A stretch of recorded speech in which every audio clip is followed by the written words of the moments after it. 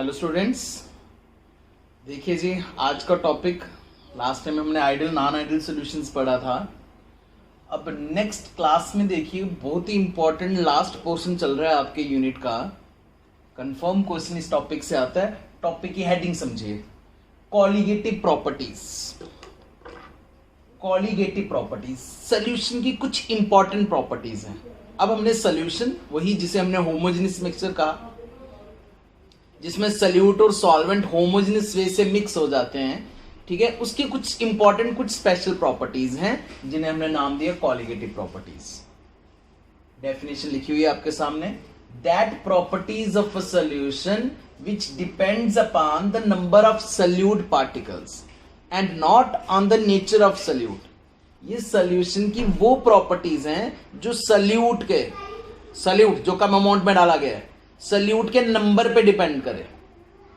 Salute का number कितना है, मान लीजिए शुगर प्लस वाटर या साल्ट प्लस वाटर है, तो साल्ट के मॉलिक्यूल्स कितने हैं, साल्ट के मोल्स कितने हैं, शुगर के मोल्स कितने हैं, उस पे ये प्रॉपर्टी डिपेंड करे। सल्यूट कौन है, उसका नेचर क्या है, उससे कोई फर्क नहीं पड़ता। मान लीजिए एक एग्जांपल मैं आपको बताऊं, ठीक है, सिंपल सी एक एग्जांपल करते हैं हम। टेस्ट वाली प्रॉपर्टी, वाटर में शुगर डालोगे तो स्वीट टेस्ट है, वाटर में साल्ट डालोगे तो साल्टी टेस्ट है। मतलब टेस्ट वाली प्रॉपर्टी नेचर पे डिपेंड करती है, ठीक है। तो टेस्ट कॉलिगेटिव प्रॉपर्टी नहीं है। जो प्रॉपर्टी नेचर पे डिपेंड करे वो कॉलिगेटिव प्रॉपर्टी नहीं है।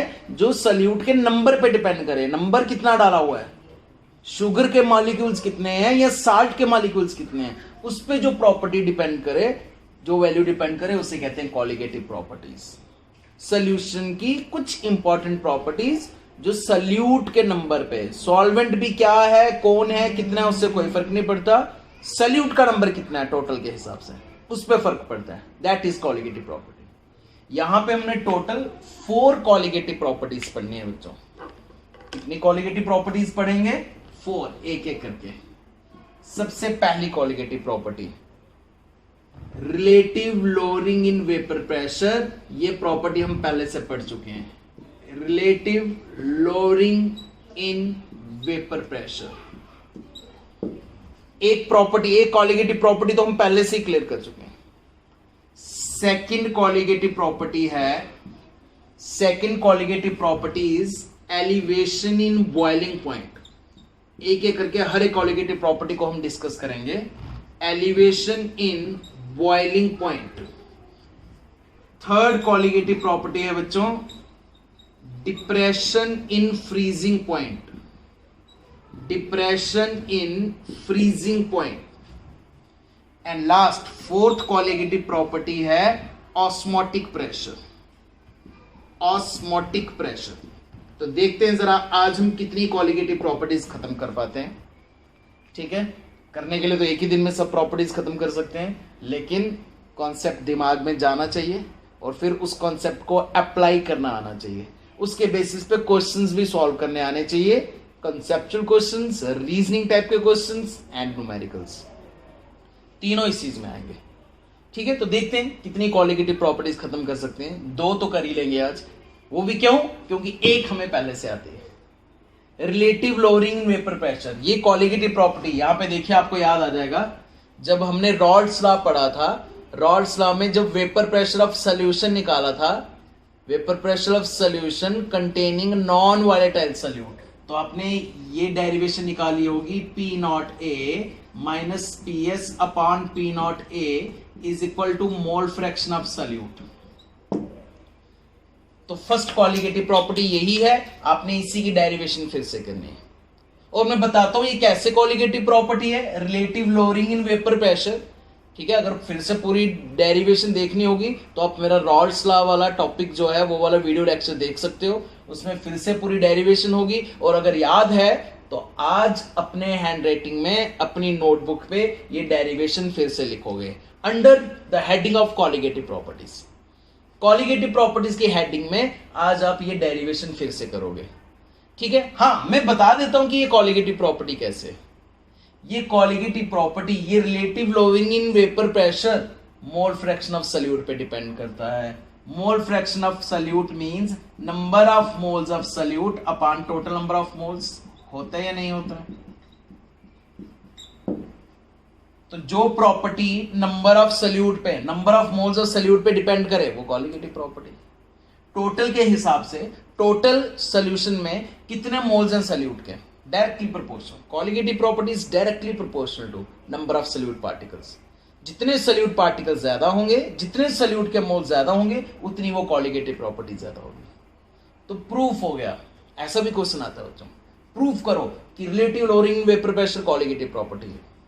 आप डेरिवेशन निकालोगे पूरी, फिर लास्ट में थोड़ी सी इंग्लिश लिख लोगे अपनी भाषा में, अपनी लैंग्वेज में। भाई सामने दिख रहा है ये number of moles of salute पे डिपेंड करती है। प्रूफ करो elevation boiling point colligative property. ऐसे भी क्वेश्चन आ सकते हैं। तो बच्चों ए कॉलिगेटिव प्रॉपर्टी तो हमने ऐसे ही खत्म कर ली, ठीक है। नहीं आती तो लास्ट टाइम वाला रॉड्स लॉ वाला मेरा टॉपिक, उसका वीडियो लेक्चर देखिए। पूरी डेरिवेशन यहाँ पे समझ आ जाएगी आपको, और ये क्या मीनिंग है इसका वो भी समझ आ जाएगा, ठीक है। और न्यूमेरिकल्स तो बहुत सारे बच्चों ने किए ही हैं इसके, वही न्यूमेरिकल्स इसके आएंगे। मैं आपको करवाता हूं सेकंड कॉलिगेटिव प्रॉपर्टी, बहुत ही इंपॉर्टेंट है। Second colligative property elevation boiling point. देखिए, तो देखिए जी स्टूडेंट्स, हम पहली colligative property relative lowering vapour pressure की डेरिवेशन के बाद सेकंड कॉलिगेटिव प्रॉपर्टी करेंगे। कॉलिगेटिव प्रॉपर्टी जो नंबर ऑफ सल्यूट पे डिपेंड करे, the number of moles of salute पे डिपेंड करे, वो कॉलिगेटिव प्रॉपर्टी सॉल्यूशन की स्पेशल प्रॉपर्टीज हैं, ठीक है। तो नेक्स्ट कॉलिगेटिव प्रॉपर्टी है हमारी बॉइलिंग पॉइंट। बच्चों ये कॉलिगेटिव प्रॉपर्टी आपको तब तक समझ नहीं आएगी, elevation boiling point, boiling point बढ़ गया, एलिवेशन बॉइलिंग पॉइंट प्रॉपर्टी तब तक समझ नहीं आएगी जब तक आपको बॉइलिंग पॉइंट समझ नहीं आता। तो पहले बॉइलिंग पॉइंट समझ आना चाहिए, ठीक है। अब आप लाइव तो मेरे सामने हो नहीं, लेकिन जब भी लाइव क्लासेस में मैंने 12th के स्टूडेंट्स को ये डेफिनेशन पूछी ना बॉइलिंग पॉइंट क्या होता है, तो मैक्सिमम बच्चे आंसर देते हैं। अभी भी आप भी सोच रहे होंगे ये आंसर कि बॉइलिंग पॉइंट जब वाटर इवेपोरेट होने लगता है, इवेपोरेट होता है, ठीक है। वाटर तो इवेपोरेट अभी भी हो रहा है, आजकल भी गर्मियां चल रही हैं, 30, 35, 40 डिग्री टेम्परेचर चल रहा है। वाटर तो अभी भी रखो यहां पे, वाटर के वेपर्स बनना स्टार्ट हो जाएंगे। That is not a boiling point, उसे बॉइलिंग पॉइंट नहीं कहते, ठीक है। बॉइलिंग पॉइंट है इतने वेपर्स बन जाने, इतने वेपर्स बन जाने, वाटर की बात करता हूं, इतने ज्यादा वेपर्स बन जाने कि उसका वेपर प्रेशर एटमॉस्फेरिक प्रेशर के बराबर पहुंच जाए। इमेज से समझाता हूं, अगर आप एक कंटेनर ले लो, एक कंटेनर में वाटर ले लो, H2O क्लोज्ड कंटेनर में, और इसके वेपर्स बन रहे हैं, और यही वेपर्स अपने ही लिक्विड पे प्रेशर एक्सर्ट करते हैं, जिसे हम कहते हैं वेपर प्रेशर। हीट करो, ये सब पहले से पढ़ा हुआ है हमने, इसलिए थोड़ी तेजी से बोल रहा हूं। हीट करो, वेपर ज्यादा बनेंगे, वेपर ज्यादा बनेंगे तो वेपर प्रेशर ज्यादा होगा। और हीट करो, और वेपर ज्यादा बनेंगे, और ज्यादा वेपर प्रेशर होगा। और हीट करते जाओ, करते जाओ, करते जाओ, करते जाओ, एक टाइम ऐसा आएगा, एक टेम्परेचर ऐसा आएगा कि vapour pressure becomes equal to atmospheric pressure. Vapour pressure atmosphere के प्रेशर, एटमॉस्फेयर की गैसेस होती है ना, एटमॉस्फेयर की गैसेस अर्थ के ऊपर, अर्थ की सरफेस के ऊपर जो दबाव, जो प्रेशर एक्सर्ट करते हैं, उसे एटमॉस्फेरिक प्रेशर कहते हैं, ठीक है। जनरली एटमॉस्फेरिक प्रेशर होता है 760 mmHg। अब इसकी भी डिटेल कहानी है 11th की, फिलहाल इतना ही बताता हूं बस। 760 mmHg, या हम इसे कहते हैं 1 एटमॉस्फेयर। तो जब वेपर प्रेशर इतना पहुंच जाए, एटमॉस्फेरिक प्रेशर के बराबर पहुंच जाए, उसे कहते हैं boiling point. Boiling point is the temperature,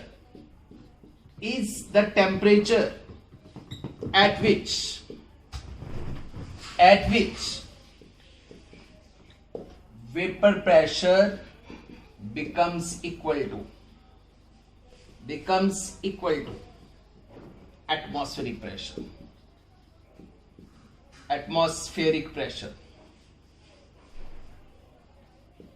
जब वेपर प्रेशर एटमॉस्फेरिक प्रेशर के बराबर पहुंच जाए, उसे कहते हैं बॉइलिंग पॉइंट। इतना हीट करो, इतना हीट करो, इतने ज्यादा वेपर्स बन जाए कि वेपर प्रेशर एटमॉस्फेरिक प्रेशर के बराबर पहुंच जाए, दैट इज बॉइलिंग पॉइंट। ठीक है, अभी प्रॉपर्टी स्टार्ट नहीं की मैंने, अभी जो हमारी मेन हेडिंग है उसे मैंने स्टार्ट भी नहीं किया, मैं एलिवेशन बॉइलिंग पॉइंट को टच भी नहीं कर रहा अभी। अभी मैं आपको सिर्फ बॉइलिंग पॉइंट का मीनिंग समझा रहा हूं, मैं 11th क्लास पढ़ा रहा हूं इस टॉपिक की। बॉइलिंग पॉइंट क्लियर होगा तो ही elevation in boiling point clear होगा। ठीक है जी, एक बार फिर से मैं ग्राफ से ये चीज समझाता हूं बच्चों आपको। देखिए ग्राफ जो है वो रीड करने की कोशिश कीजिए। मैं एक ग्राफ बना रहा हूं बच्चों,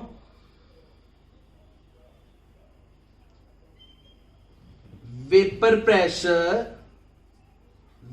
प्रेशर वर्सेस टेम्परेचर। यहां टेम्परेचर इंक्रीज हो रहा है, यहां वेपर प्रेशर इंक्रीज हो रहा है। प्योर वाटर की बात करते हैं, प्योर वाटर ले लेते हैं और टेम्परेचर अपनी मर्जी से ले लेते हैं, 0, 10, 20, 30, 40, 50 ऐसे रैंडमली। देखो बच्चों केमिस्ट्री में ना ग्राफ से घबराना कभी और ना ही कभी न्यूमेरिकल से घबराना, जैसे फिजिक्स में घबराना होता है। केमिस्ट्री में कोई ग्राफ पेपर की जरूरत नहीं, नथिंग, बस इंक्रीज डिक्रीज बताना समझाना अपने एग्जामिनर को। इंक्रीज डिक्रीज, यहां ये इंक्रीज हो रहा है, यहां ये डिक्रीज हो रहा है, बस। न्यूमेरिकल्स कोई खतरनाक ऐसे वैसे न्यूमेरिकल नहीं होते, ठीक है, वो भी इजीली निकल जाते हैं। तो केमिस्ट्री में ना न्यूमेरिकल से घबराओ ना ग्राफ से घबराओ, बस इंक्रीज इन टेम्परेचर शो करो, increase in vapour pressure show करो। ठीक है, ये एक वेपर प्रेशर की मान लो मैक्सिमम वैल्यू है, ये 760 mmHg एटमॉस्फेरिक प्रेशर, मान लो एक मैक्सिमम वैल्यू। अब मैं प्योर वाटर की बात करता हूं, ऐसे रैंडमली मान लो यहां से 0, 10, 20, 30 डिग्री का टेम्परेचर ले लेता हूं, ऐसे अपने से 30 डिग्री। बताओ जी क्या लगता है 30 डिग्री पे अच्छी खासी गर्मी होती है? क्या लगता है 30 डिग्री पे अगर हमने एक कंटेनर में वाटर लिया हुआ है तो उसके थोड़े बहुत वेपर्स बनेंगे या नहीं बनेंगे? 30 डिग्री पे वाटर के वेपर्स बनेंगे, थोड़े बनेंगे लेकिन वेपर्स बनेंगे। वेपर्स बनेंगे तो उसका वेपर प्रेशर भी होगा कि नहीं होगा? यस होगा। तो 30 डिग्री पे वाटर थोड़े बहुत वेपर्स बना रहा था, मान लो इतने वेपर्स, और ये था उसका वेपर प्रेशर। किसकी बात कर रहा हूं मैं? प्योर वाटर की। प्योर वाटर का 30 डिग्री पे ये वेपर प्रेशर। अगर मुझे इसे बॉयल करना है तो मुझे इसका वेपर प्रेशर एटमॉस्फेरिक प्रेशर के बराबर 760 mmHg तक पहुंचाना पड़ेगा। मैं कैसे पहुंचा सकता हूं? वेपर प्रेशर कैसे इंक्रीज कर सकता हूं? वेपर्स इंक्रीज करके। वेपर इंक्रीज कैसे कर सकता हूं? हीट करके, टेम्परेचर बढ़ा के। जितना टेम्परेचर बढ़ाऊंगा उतना वेपर प्रेशर बढ़ेगा। Temperature increase, vapour pressure increase, temperature increase, vapour pressure increase. Temperature यहां था, वेपर प्रेशर ये था, टेम्परेचर बढ़ा दिया तो ये देखो जी वेपर प्रेशर भी बढ़ गया। और बढ़ाना है, यहां तक पहुंचाना है मुझे। Temperature increase, vapour pressure increase, temperature increase, vapour pressure increase. अब पहुंच गया शायद, लो जी पहुंच गया। वेपर प्रेशर एटमॉस्फेरिक प्रेशर के बराबर पहुंच गया। जल्दी से टेम्परेचर नोट करो। जब आप ये टेम्परेचर नोट करोगे, it is boiling point. Normal condition में ये होगा जी आपका 100 डिग्री सेल्सियस। ठीक बोल रहा हूं? जनरली वाटर का बॉइलिंग पॉइंट 100 डिग्री होता है ना। ठीक है, क्यों होता है? क्योंकि 100 डिग्री पे वाटर इतने ज्यादा वेपर्स बना लेता है कि उसका वेपर प्रेशर एटमॉस्फेरिक प्रेशर के बराबर पहुंच जाता है। उसका वेपर प्रेशर एटमॉस्फेरिक प्रेशर के बराबर पहुंच जाता है। It is boiling point. Definition से भी बॉइलिंग पॉइंट समझिए, इस ग्राफ से भी बॉइलिंग पॉइंट समझिए। 30 डिग्री पे वेपर प्रेशर कम था, 100 डिग्री पे वेपर प्रेशर बढ़ गया, एटमॉस्फेरिक प्रेशर के बराबर पहुंच गया। ठीक है, ग्राफ ऐसे ही बनाना, यहीं से बनाना, 30 से स्टार्ट करना, ऐसे लाइन ही ड्रा कर लेना। वैसे तो जैसे मर्जी ड्रा करो, एग्जामिनर को कौन सा पता चलने वाला है कि यहां से स्टार्ट किया या यहां ऊपर से स्टार्ट किया। लेकिन अपनी समझ के लिए 30 डिग्री से स्टार्ट किया तो यहीं से स्टार्ट करो ना, ग्राफ समझ के। इस ग्राफ से ही आपको बॉइलिंग पॉइंट समझ आ जाएगा। अभी और आगे सुनिए, अभी भी मैं टॉपिक को टच नहीं कर रहा हूं। अभी हम बात करते हैं हाई अल्टीट्यूड की, हम बात करते हैं लेह लद्दाख करगिल की। लेह लद्दाख करगिल में सब जानते हैं वहां पे ऑक्सीजन वगैरह एटमॉस्फेरिक गैसेस कम है। लेह लद्दाख में होता है ना, ऑक्सीजन की कमी हो जाती है। एक्चुअली वहां पे हाई अल्टीट्यूड पे एटमॉस्फेरिक गैसेस कम होती हैं। बच्चों एटमॉस्फेरिक गैसेस कम होती हैं तो फिर एटमॉस्फेरिक प्रेशर भी कम होता होगा। लेह लद्दाख करगिल में इमेजिन करो, अब आप लेह लद्दाख करगिल में ये ग्राफ बना रहे हो। लेह लद्दाख करगिल में एटमॉस्फेरिक प्रेशर 760 mmHg है ही नहीं। लेह लद्दाख करगिल में एटमॉस्फेरिक प्रेशर कम है 700 mmHg। वही वाटर 30 डिग्री पे हीट किया, बस जी यहीं से वेपर प्रेशर एटमॉस्फेरिक प्रेशर के बराबर पहुंच गया। यहीं से वेपर प्रेशर एटमॉस्फेरिक प्रेशर के बराबर पहुंच गया। टेम्परेचर नोट करो, ये टेम्परेचर तो 100 डिग्री है ही नहीं, ये तो 100 डिग्री से पहले ही आ गया, ये तो 95 या 90 डिग्री आ गया। मतलब लेह लद्दाख करगिल में बॉइलिंग पॉइंट जल्दी आ जाता है बच्चों। लेह लद्दाख करगिल में वाटर का बॉइलिंग पॉइंट 100 डिग्री नहीं है, 90 डिग्री या 95 डिग्री कम है। 90 डिग्री पे ही वाटर बॉयल हो जाता है। हाँ वो अलग बात रही, वहां पे 90 डिग्री पहुंचाना भी मुश्किल है, ठीक है, लेकिन सही में देखा जाए तो लेह लद्दाख करगिल में चाय जल्दी बन जाएगी जम्मू के कंपैरिजन में। हाई एल्टीट्यूड पे बॉइलिंग पॉइंट 100 डिग्री नहीं होता वाटर का। मैं वाटर की अगर बात करूं तो हर एक सॉल्वेंट का जितना बॉइलिंग पॉइंट होता है एक्चुअली हाई एल्टीट्यूड पे बॉइलिंग पॉइंट कम होता है। मतलब कहने का यह है वाटर का boiling point 100 degree universal truth नहीं है। वाटर का बॉइलिंग पॉइंट, किसी भी सॉल्वेंट का बॉइलिंग पॉइंट एटमॉस्फेरिक प्रेशर पे डिपेंड करता है, वहां का एटमॉस्फेरिक प्रेशर कितना। अगर एटमॉस्फेरिक प्रेशर कम तो बच्चों बॉइलिंग पॉइंट भी जल्दी आ जाएगा। समझो इस ग्राफ को, ग्राफ पे ही है पूरा टॉपिक। एटमॉस्फेरिक प्रेशर 760 mmHg तो boiling point 100 degree. Atmospheric pressure कम, वाटर की बात कर रहा हूं, एटमॉस्फेरिक प्रेशर कम तो बॉइलिंग पॉइंट भी कम, जल्दी आ जाएगा। और अगर एटमॉस्फेरिक प्रेशर ज्यादा तो, अगर एटमॉस्फेरिक प्रेशर ज्यादा होगा तो बॉइलिंग पॉइंट भी ज्यादा हो जाएगा। इसकी भी एक एग्जांपल देता हूं बच्चों मैं आपको।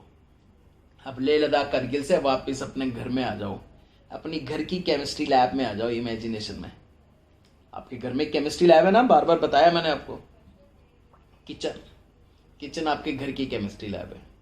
अब उस केमिस्ट्री लैब में जाइए और वहां पे एक एपरेटस पड़ा हुआ है, बहुत इंपॉर्टेंट एपरेटस है। जो मुझसे 11th पढ़ा हुआ है ना उसको पक्का ये कहानी सुनाई होगी मैंने पहले से, गारंटी है। भूल गए हो वो अलग बात रही, लेकिन ये सारी चीजें हमने पहले से डिस्कस की हुई हैं 11th में। तो आपकी घर की केमिस्ट्री लैब में एक एपरेटस पड़ा हुआ है, प्रेशर कुकर। नाम तो सबने सुना होगा, काम किसी को भी पता नहीं होगा। प्रेशर कुकर घर में एक ऐसा एपरेटस है जिसमें चावल जल्दी पक जाते हैं, राजमा जल्दी गल जाते हैं, और नॉन वेज खासकर बनाना हो वो भी जल्दी गल जाता है, खाना जल्दी पक जाता है प्रेशर कुकर में। ठीक है, अब उसकी केमिस्ट्री समझो, ऐसा क्या है वहां पे। मैं वही एक कंटेनर में ले लेते हैं, ये ले लेते हैं पतीला, ये ले लेते हैं पतीला, और ये ले लेते हैं प्रेशर कुकर। ठीक है जी, वाटर दोनों में वाटर डालते हैं, फिर इसमें राजमा भी डालेंगे। प्रेशर कुकर को प्रेशर से बंद कर दिया, ढक्कन से प्रेशर से बंद कर दिया, नाम ही यही है प्रेशर कुकर। ठीक है, और पतीले को ऐसे ही गैस चूल्हे पे चढ़ा दिया। प्रेशर कुकर को प्रेशर से बंद किया है। अब प्रेशर कुकर के अंदर का जो वाटर है ना उसको इमेजिन करो, प्रेशर कुकर के अंदर के वाटर को इमेजिन करो। उसका एटमॉस्फेयर यही है, यही उसका एटमॉस्फेयर है जिसको प्रेशर से बंद कर दिया। उसके सिर के ऊपर बहुत ज्यादा प्रेशर है। मतलब प्रेशर कुकर के अंदर जो एटमॉस्फेरिक कंडीशंस है ना, एटमॉस्फेरिक प्रेशर है वो ये नहीं है, हाई है, कोई 1000 mmHg प्रेशर कुकर के अंदर, लेकिन पतीले में वही है 760। प्रेशर कुकर के अंदर वाटर को हीट करो, 30 डिग्री से हीट करो, हीट किया, अब 760 तक पहुंच गए, 100 डिग्री पहुंच गए, 760 तक पहुंच गए, लेकिन बॉइलिंग पॉइंट नहीं आया होगा। बॉइलिंग पॉइंट अभी आया नहीं, क्योंकि एटमॉस्फेरिक प्रेशर ज्यादा है वहां पे प्रेशर कुकर के अंदर, 1000 mmHg। तो यहां तक पहुंचने के लिए आपको और हीट करना पड़ेगा, और टेम्परेचर इंक्रीज, अब जाके वो इसके बराबर आएगा। और वो टेम्परेचर जो आप नोट करोगे वो 120-130 डिग्री तक पहुंच गया होगा। मतलब प्रेशर कुकर में आप वाटर का बॉइलिंग पॉइंट बढ़ा सकते हो, एलिवेट कर सकते हो। पतीले में बॉइलिंग पॉइंट 100 डिग्री ही है, 100 डिग्री के आगे नहीं जा सकते आप किसी के भी बॉइलिंग पॉइंट के आगे नहीं जा सकते। वाटर में, पतीले में वाटर है उसमें राजमा है, प्रेशर कुकर में वाटर है उसमें राजमा है। प्रेशर कुकर के अंदर राजमा को 130 डिग्री का टेम्परेचर मिल सकता है, पतीले में 100 डिग्री मिलेगा। उसके आगे अगर हीट भी करोगे तो पानी उड़ जाएगा, स्टीम बन जाएगा। राजमा सड़ जाएंगे।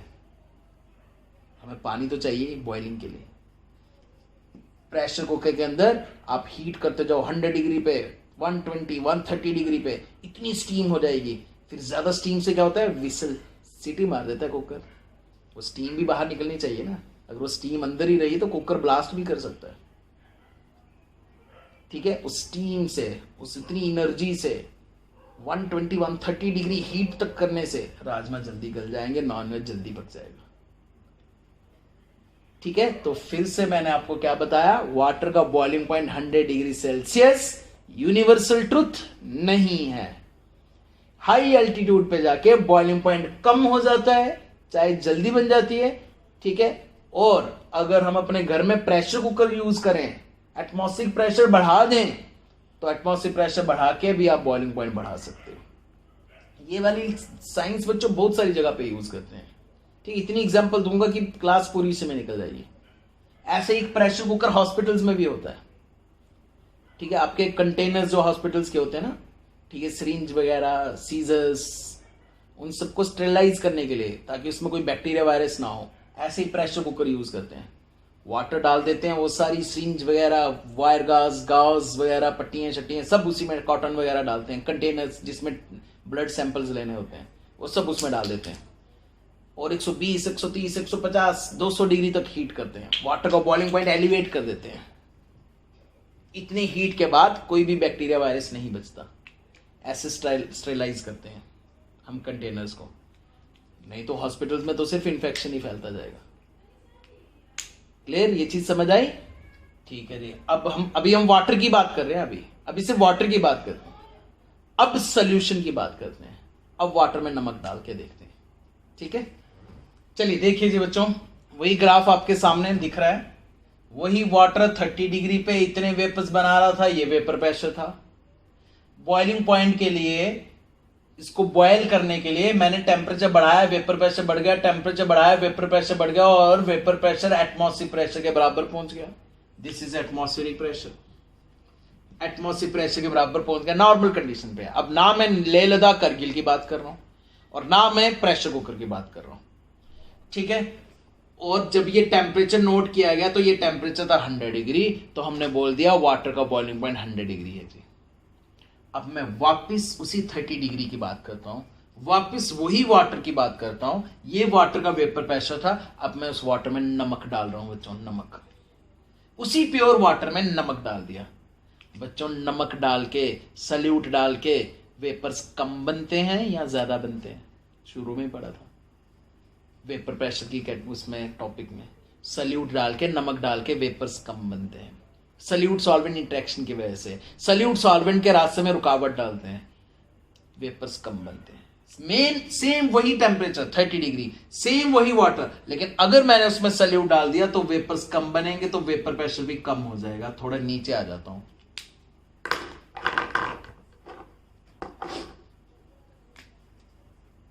नीचे आ जाता हूं थोड़ा। ये मैं किसकी बात कर रहा हूं? ये मैं बात कर रहा हूं सॉल्यूशन की, सॉल्यूशन की बात कर रहा हूं। सेम 30 डिग्री पे वही वाटर में जब सल्यूट डाल दिया तो वेपर्स कम बन रहे हैं, तो वेपर प्रेशर भी कम आ गया, नीचे आ गया वेपर प्रेशर। अब अगर मुझे इसको यहां से एटमॉस्फेरिक प्रेशर के बराबर पहुंचाना है, अगर मुझे यहां से इसे बॉयल करना है, तो हीट करना पड़ेगा। Temperature increase, vapour pressure increase, temperature increase, vapour pressure increase, पूरी पैरेलल लाइन बनाऊंगा, पूरी पैरेलल लाइन। ठीक है, temperature increase, vapour pressure increase, temperature increase, vapour pressure increase. Temperature इतना था, वेपर प्रेशर ये था, टेम्परेचर बढ़ाया, वेपर प्रेशर बढ़ गया, टेम्परेचर और बढ़ाया, ये देखो मैं 100 डिग्री तक पहुंच गया, लेकिन वेपर प्रेशर यहां तक पहुंचा बच्चों। अभी वेपर प्रेशर 760, एटमॉस्फेरिक प्रेशर तक नहीं पहुंचा, मतलब बॉइलिंग पॉइंट आया ही नहीं। वाटर में नमक डाल के 100 डिग्री पे पहुंच गए, बॉइलिंग पॉइंट नहीं आया। तो क्या करें? और हीट करें? Yes, temperature increase, vapour pressure increase, temperature increase, vapour pressure increase. अब आ गया जी, अब वेपर प्रेशर एटमॉस्फेरिक प्रेशर के बराबर आ गया। टेम्परेचर नोट करो बच्चों, ये टेम्परेचर 100 डिग्री नहीं है, ये टेम्परेचर बहुत आगे निकल चुका है। आई थिंक 105 डिग्री, मान लो 105 डिग्री। ये नया टेम्परेचर बॉइलिंग पॉइंट है T0। तो देखा क्या हुआ, सल्यूट डाल के, नमक डाल के वेपर प्रेशर कम हो गया, बॉइलिंग पॉइंट बढ़ गया। वही वाटर जो 100 डिग्री पे बॉयल हो रहा था, वही वाटर जो 100 डिग्री पे बॉयल हो रहा था, अब वो 105, 106, 110 डिग्री पे बॉयल होगा। सल्यूट डाल के वेपर प्रेशर कम, boiling point increase. High altitude पे जाके एटमॉस्फेरिक प्रेशर कम, बॉइलिंग पॉइंट कम। प्रेशर कुकर में जाके बॉइलिंग पॉइंट बढ़ जाता है। बताओ जी, प्योर वाटर, एक कंटेनर में प्योर वाटर, दूसरे कंटेनर में सी वाटर, समुद्र का पानी। एक कंटेनर में प्योर वाटर, दूसरे कंटेनर में समुद्र का पानी, किसका बॉइलिंग पॉइंट ज्यादा होगा? सी वाटर का। सी वाटर का बॉइलिंग पॉइंट ज्यादा होगा क्योंकि उसमें सल्यूट है, क्योंकि उसमें साल्ट है। प्योर वाटर का बॉइलिंग पॉइंट तो फिक्स वही है 100 डिग्री सेल्सियस। सॉल्यूशन का बॉइलिंग पॉइंट हाई होता है। ठीक है, पहले बॉइलिंग पॉइंट 100 था, अब कितना हो गया? 105।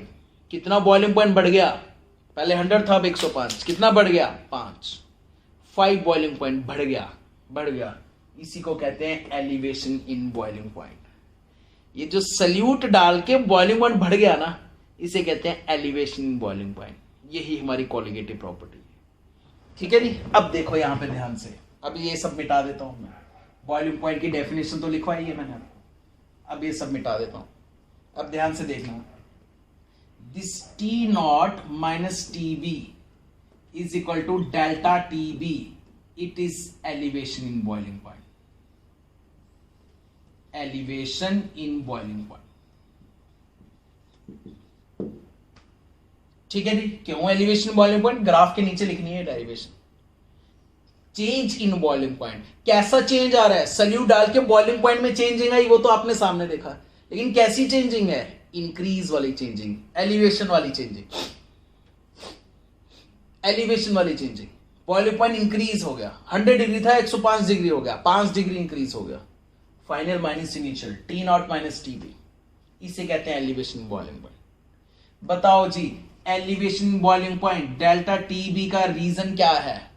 इस बॉइलिंग पॉइंट के चेंज होने का, एलिवेट होने का रीजन कौन है? Salute.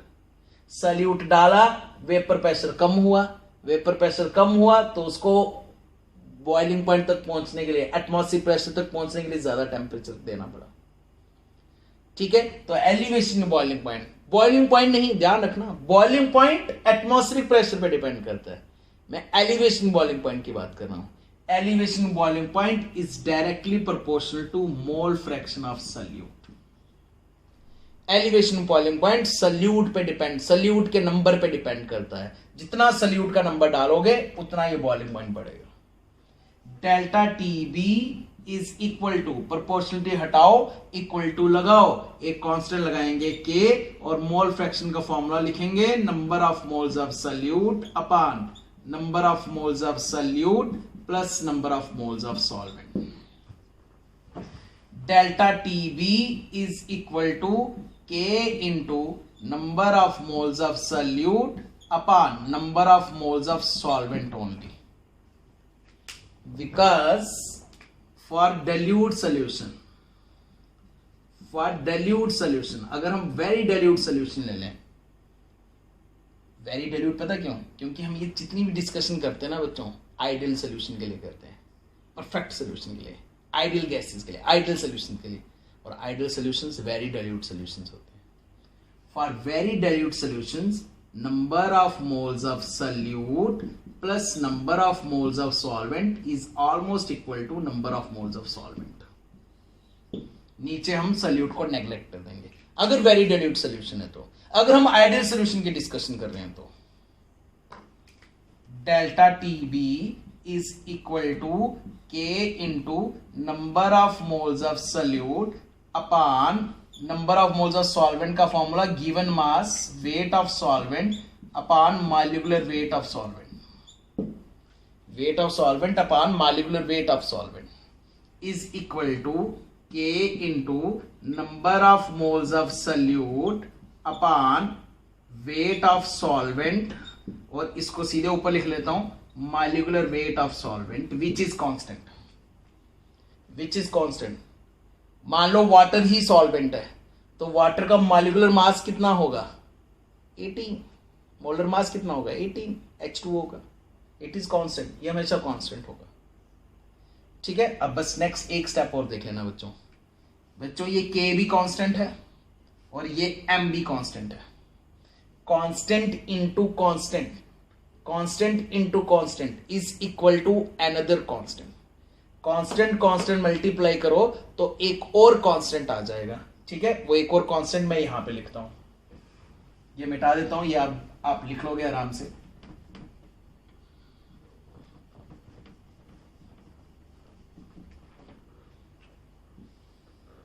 Delta TB is equal to constant into constant is equal to another constant known as Kb into number of moles of solute upon weight of solvent। ठीक है, ये Kb, B मतलब boiling. अभी इसका भी meaning बताता हूं। ये कहां से आया Kb, फिर से देख लो ध्यान से। ये K कांस्टेंट और molar mass of solvent constant, इन दो कांस्टेंट को मल्टीप्लाई करके ये कांस्टेंट आया और ये बीच में यही रहेगा, number of moles of solute upon weight of solvent. बच्चों number of moles of solute upon weight of solvent, ये किसका फॉर्मूला बना? ऊपर नंबर ऑफ मोल्स है सोल्यूट के, नीचे वेट है सॉल्वेंट का। अब देखना कंसंट्रेशन टर्म्स पढ़ना, बताना किसका फॉर्मूला बना। ये मोलैलिटी का फॉर्मूला बना, ऊपर number of moles of solute, नीचे वेट ऑफ सॉल्वेंट। ये मोलैलिटी का फॉर्मूला बना। Delta TB is equal to KB into molality. ठीक है, ये मोलैलिटी का फॉर्मूला बना, दिस इज मोलैलिटी। और यही प्रूफ है कि this is colligative property. Delta TB elevation boiling point is directly proportional to number of moles of solute. तो जो प्रॉपर्टी नंबर ऑफ सोल्यूट पे डिपेंड करे वो कॉलिगेटिव प्रॉपर्टी। मतलब अगर इसके न्यूमेरिकल आए, अगर आपको एलिवेशन बॉइलिंग पॉइंट या बॉइलिंग पॉइंट निकालना आया किसी सोल्यूशन का, तो बच्चों आपको मोलैलिटी निकालनी है। और यही मैंने आपको कहा था, आपका आधा यूनिट जो है वो कंसंट्रेशन टर्म्स है, मोलैलिटी, मोलैरिटी, मोल फ्रैक्शन, और नेक्स्ट आधा यूनिट उसी पे डिपेंड है। ये डेरिवेशन कहीं नहीं आएगी, ये डेरिवेशन आपको बुक पे भी नहीं दिखेगी। आप अपने बुक्स ओपन करके देख लेना, आप सीधे ये फॉर्मूला, एक तो वो कॉन्सेप्चुअल क्वेश्चन, रीजनिंग टाइप के क्वेश्चन, और सीधे ये फॉर्मूला भी याद रखोगे ना, तब भी बात बन जाएगी। ठीक है जी, ये है एलिवेशन बॉइलिंग पॉइंट, M है मोलैलिटी, ये है बच्चों मोलल एलिवेशन कांस्टेंट, इसे हम कहते हैं मोलल एलिवेशन कांस्टेंट। ये एक कांस्टेंट है, मोलल एलिवेशन कांस्टेंट। ठीक है, हम केमिस्ट्री वाले हैं, हम कांस्टेंट्स की भी डेफिनेशन निकाल लेते हैं। ठीक है, जैसे रेट कांस्टेंट की डेफिनेशन निकाली थी, इसकी भी निकाल लेंगे। Molal elevation constant is elevation in boiling point for one molal solution. Elevation molal elevation constant की क्या डेफिनेशन है? अगर मोलैलिटी 1 हो, इफ मोलैलिटी इज 1, तो this is equal to this, यही इसकी डेफिनेशन है। Molal elevation constant is elevation boiling point for one molal solution, one molal solution. बाकी मैं डेफिनेशन पूरी सेंड कर दूंगा आपको, इमेज सेंड कर दूंगा इसकी। ठीक है, डेफिनेशन मैंने बता दी, डेफिनेशन भी आ सकती है 1 मार्क की। डेफिनेशन मैंने बता दी, यूनिट्स आप बता देना। इधर एलिवेशन बॉइलिंग पॉइंट है, उसकी यूनिट केल्विन, इधर मोलैलिटी है, उसकी यूनिट मोल पर केजी, उसको इस साइड ले जाना, यूनिट्स आप निकाल लेना, निकालना जरूर और मुझे सेंड जरूर करना। ठीक है, इसके कंसेप्चुअल क्वेश्चन ज्यादा आते हैं। न्यूमेरिकल क्या है? के भी सॉल्वेंट पे डिपेंड करेगा, सॉल्वेंट की वैल्यू, सॉल्वेंट कौन सा है उस पर दे रखी होगी वैल्यू। मोलैलिटी सॉल्व करनी है, मल्टीप्लाई करो, एलिवेशन बॉइलिंग पॉइंट आएगा। देखो बहुत सारे इस पे क्वेश्चंस, हम एक क्वेश्चन वाली भी क्लास रखेंगे। ठीक है, बहुत सारे क्वेश्चन ऐसे आते हैं, वहां पे बोला गया होता है इतना सोल्यूट इतने सॉल्वेंट में डाला, ये किया वो किया, बताओ अब बॉइलिंग पॉइंट कितना। पहले आप एलिवेशन बॉइलिंग पॉइंट निकालोगे, मान लो एलिवेशन बॉइलिंग पॉइंट 5 आया, तो बच्चे बस वहीं तक क्वेश्चन छोड़ देते हैं, वो निकला एलिवेशन बॉइलिंग पॉइंट। जनरली अगर मैं वाटर की बात करूं, जनरली वाटर का बॉइलिंग पॉइंट 100 डिग्री होता है, 5 बढ़ गया तो अब फाइनल बॉइलिंग पॉइंट 105 डिग्री बोलोगे, यहां तो उसको केल्विन में कन्वर्ट कर लोगे। ठीक है, केल्विन में कन्वर्ट करना बॉइलिंग पॉइंट को, एलिवेशन बॉइलिंग पॉइंट को नहीं। चेंज केल्विन डिग्री एक ही रहती है, 5 चेंज आया तो उस 5 चेंज को केल्विन में नहीं कन्वर्ट कर देना, ठीक है, उसको केल्विन में ना कन्वर्ट करना, उसको 5 को 5 ही रहने देना। अभी न्यूमेरिकल्स करेंगे ना, एक क्लास न्यूमेरिकल्स की भी रखेंगे, एक लेक्चर न्यूमेरिकल का बनाएंगे, फिर ज्यादा अच्छे से क्लियर होगा। ठीक है, एक कॉलिगेटिव प्रॉपर्टी और पढ़ लेंगे, फिर इसकी एक क्लास रख लेंगे हम न्यूमेरिकल्स की, फिर आप इसके ऊपर होमवर्क करना। आज के लिए इतना ही। ठीक है, ये डेरिवेशन ध्यान से, ग्राफ भी ध्यान से बनाना। जय हिंद, जय भारत।